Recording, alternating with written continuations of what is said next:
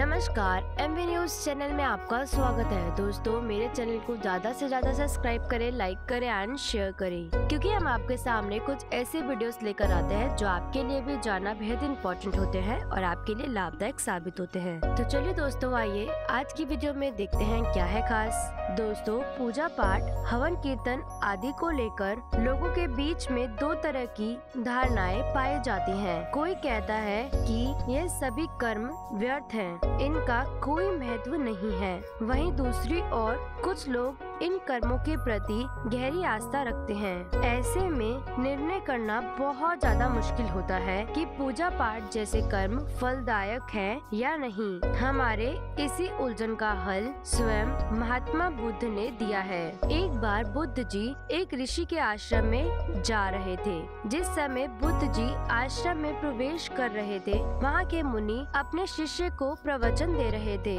मुनि को प्रवचन देते देख बुद्ध जी वहाँ से चले जाते हैं और आश्रम के बाहर बहती नदी के किनारे बैठ जाते हैं। जब मुनि अपना प्रवचन समाप्त करके बुद्ध जी के पास जाते हैं तो पूछते हैं कि हे बुद्ध, मुझे प्रवचन देते देख आप वहाँ से क्यों चले आए? बुद्ध जी कहते हैं कि हे मुनिराज, अगर मैं वहाँ रुकता तो आपकी बातें सुनता और अवश्य ही मेरे मन में कई सवाल उत्पन्न होते और उस समय आपसे कोई भी प्रश्न करना आपको दुविधा में डालने के बराबर होता, इसीलिए मैं वहाँ से चला आया। मुनि कहते हैं कि हे बुद्ध, अब तो यहाँ हमारे सिवा और कोई भी नहीं है, आप जो चाहें मुझसे पूछ सकते हैं। बुद्ध जी कहते हैं कि हे मुनिराज, क्या आप मानते हैं दुख का कोई अस्तित्व है? मुनि उत्तर देते हैं, हाँ बिल्कुल, मैं मानता हूँ दुख होता है। फिर बुद्ध जी पूछते हैं, क्या आप मानते हैं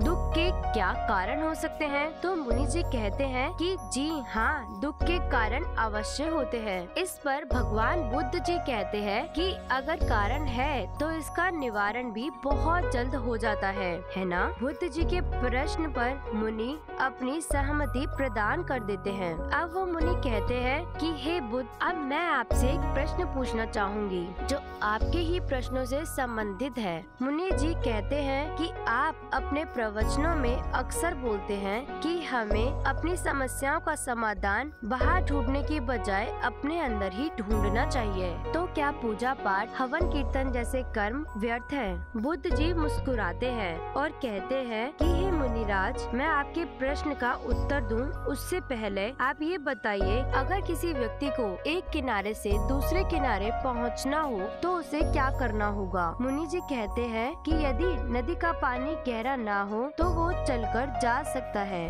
अगर पानी गहरा हो तो नाव की मदद से पहुंच सकता है। यदि उस मनुष्य को तैरना आता हो तो वह तैर कर भी एक किनारे से दूसरे किनारे जा सकता है। बुद्ध जी कहते हैं कि वह व्यक्ति ना तो चलकर जाना पसंद करता है, ना तैरकर, और ना ही उसे नाव की सहायता लेनी है, तो वो कैसे जाएगा? मुनि जी उत्तर देते हैं कि ऐसा व्यक्ति तो महामूर्ख कहलाएगा। बुद्ध कहते हैं, आपने बिल्कुल सत्य कहा। ठीक इसी प्रकार आप कितने भी हवन कीर्तन कर ले, पूजन पाठ कर ले, जब तक आप स्वयं अपने दुख को, अपनी परेशानियों को, कठिनाइयों को पार करके सुख के किनारे तक नहीं पहुंचना चाहेंगे, खुद प्रयास नहीं करेंगे, तब तक आप इनसे नहीं बच सकते हैं। बुद्ध जी का जवाब सुनकर वो मुनि बुद्ध जी के चरणों में गिर पड़े और बोले, हे प्रभु, इतने जटिल भाव आपने मुझे कितने सरल तरीके से समझा दिए हैं। आप निश्चित ही महात्मा हैं। कृपया मुझे